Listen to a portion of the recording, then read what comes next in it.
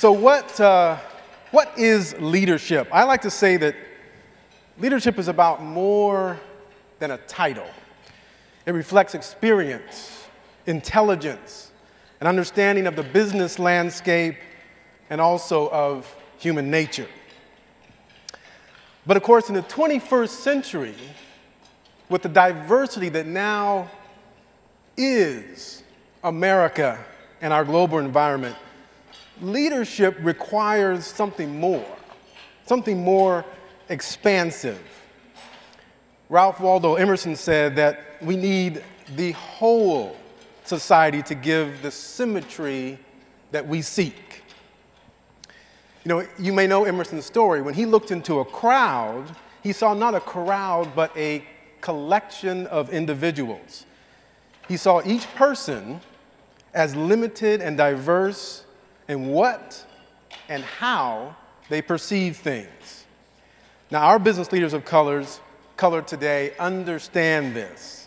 They understand that if your actions, as John Quincy Adams said, if your actions inspire others to dream more, to learn more, to do more and become more, then in today's diverse world, you are a leader.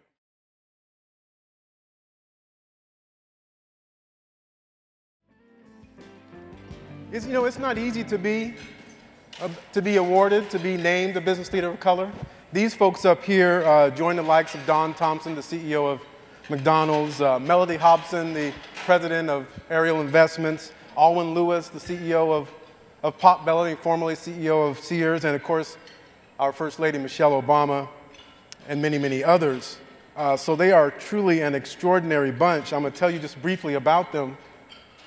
We'll start with, if this is a dream team, he is the center because you see how tall he was when he came up? Mr. John Trainer was named the general manager of Tribune's OI newspaper to oversee the publication's editorial, circulation, operations, sales, the whole gamut. He's not only become the leading player in Chicago, that is, OI has not only become the leading player in Chicago, but also the largest circulating Spanish language daily newspaper in the nation. To John's right is Sonny Garg.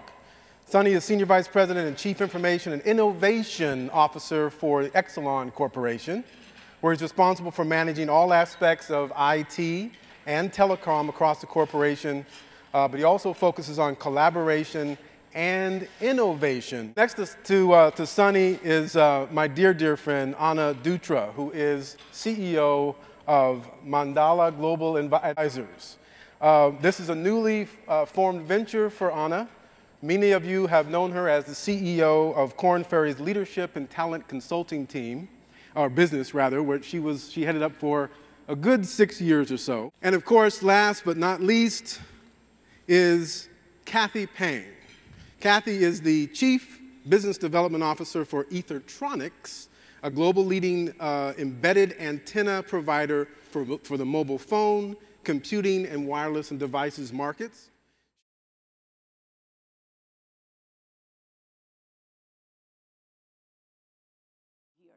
So the choices are complain about what's happening, what is about to happen, observe it and choose a safe way, or make it happen.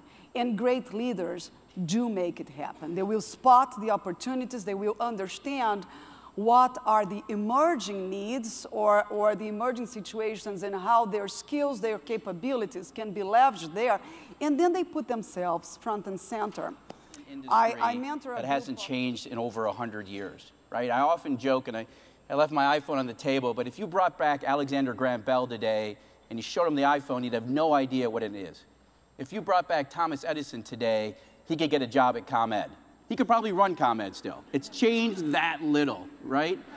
So it's a great place to be because we're in this transition area. So we have a lot of people who are resisting that change, a lot of people who aren't willing to make the change. And so if you're willing to step forward and say, look, I embrace it, I'm willing to try to navigate and help us through this ambiguity, it's just created unbelievable opportunities. I mean, most people are quite afraid when they see what I've done at Exelon, because I really shouldn't be doing those roles. But it has been because of just a willingness to say, I'll try it, I'll go do it, and let's try it differently. And so that's why it's been a good. So I came in as a former entrepreneur and kind of like with now a corporate innovation mindset. And it's just been breaking it in pieces and making people understand pieces of it little by little, so that ideas start becoming part of the team, and then have people accept the changes and understanding some things are very basic. Made the product, I believe, smarter, and as a result, our circulation started growing. And then we became the largest circulation Spanish language newspaper in the country.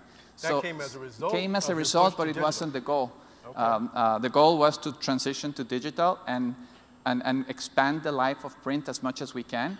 And that expanding the life of print as much as we can kept growing. So it's been an interesting ride, I tell you.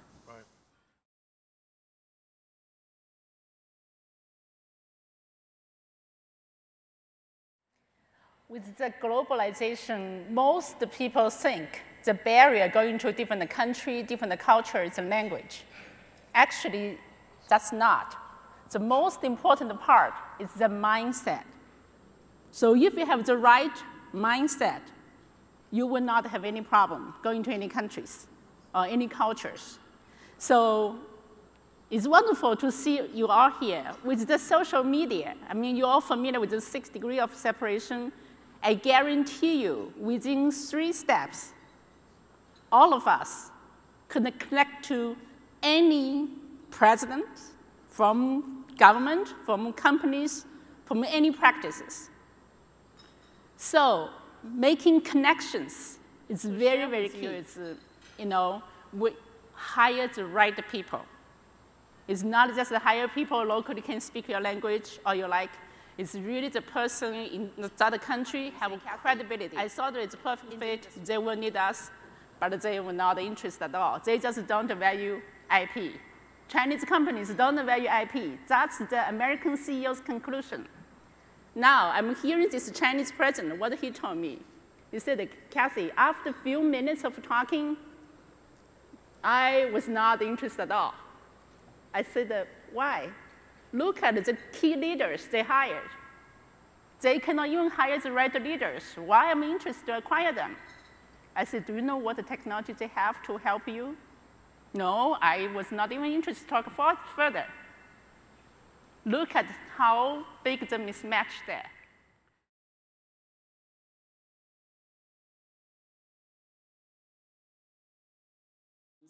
Breadth is probably more important than depth in one niche only. Because if you limit yourself to one niche of people, whether it is industry-based or ethnicity-based or geography-based, you are missing how you can add value and trade off opportunities with people who are seeing the world in a completely different way. And from a business perspective, there is a lot of value that can be unleashed by doing just that. There's an old story about 5 blind people touching different parts of an elephant and being asked to describe what the elephant looks like based on the parts that they're touching, and they come up with completely different animals. If we translate that to business and think about 5 people from completely different backgrounds, areas of expertise, cultures, personalities, motives, values, you add to it, looking at the same business, product, service, or opportunity, and describing their vision for that business, you are also going to see, very likely, 5 different visions. Not necessarily opposing visions, but additive visions. So that's how I think we missed the boat when we make the diversity and inclusion case to businesses by limiting ourselves just, oh, we need different people. No, we need different points of view. We need different ways to see things. We need different takes on opportunities, and that will come from different geographies, different backgrounds, different leadership styles, and that's what, at the end of the day, propels innovation.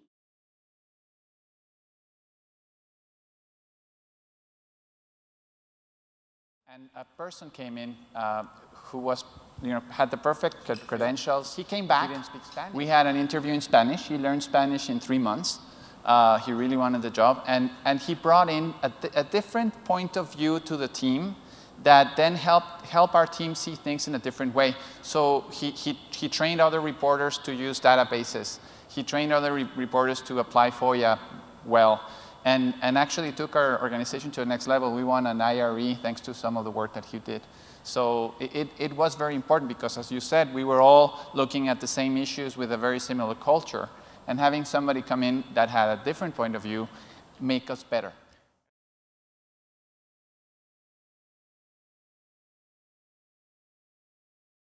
So it's a great question, and it's I hadn't thought about the intersection between the idea of innovation and diversity as much until we started talking, and they're both about culture, right? And at the end of the day, as Peter Drucker said, culture will eat strategy any day.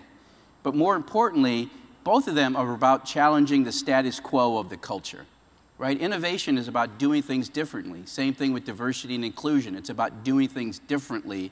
So they really are kind of hand in hand. They go together very tightly. The issue is, as we all know, there's a reason the status quo exists. There's a reason that we do the things that we do. There's a reason the culture of the organization is what it is. And generally, it's the reward and recognition system. It's the way that people have been rewarded and are incented. And so you really have to look at that. That's what produces the outcome. I mean, there's so many, organizations you go into and, well, I don't know why we're not more innovative. Okay, when was the last time you let somebody fail?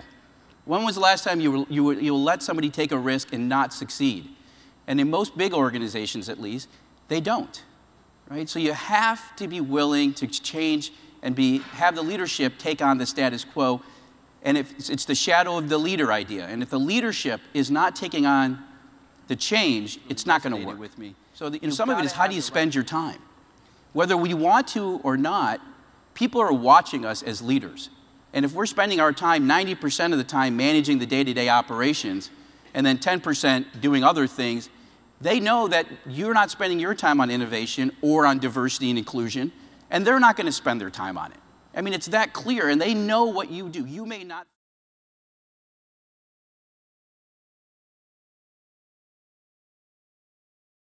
Coaching some executives from Wrigley and GM, they do some cross-leaders exchange program, which I think is awesome.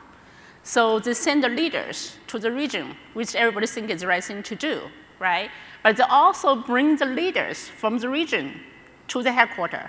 So when all decisions made in headquarters, at least they have the regional experts in the headquarters to influence all the decision makers.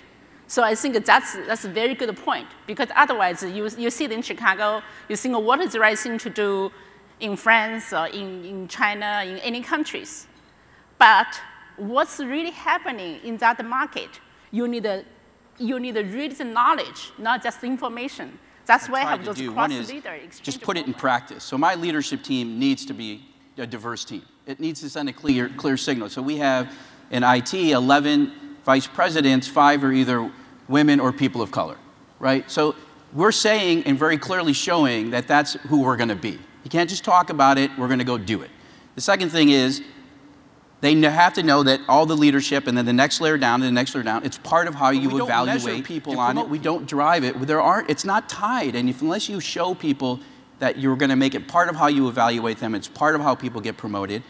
And if you don't live up to those, you're not going to vice presidents and they have to sponsor somebody that's of a different race or ethnicity or a different gender, and they're going to be tied to their success.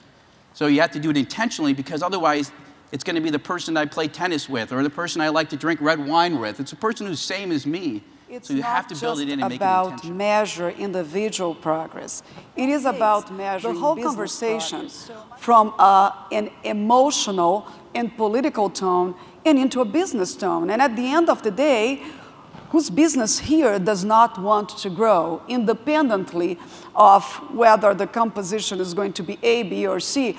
The truth of the matter is that the more diverse businesses are, the more likelihood, the higher the likelihood that there will be more innovation, there will be better performance, and there will be growth. But we need to articulate that. And the only way to articulate that is, first, establish the metrics, set the metrics, then measure, and then communicate. That's how we create a culture of diversity.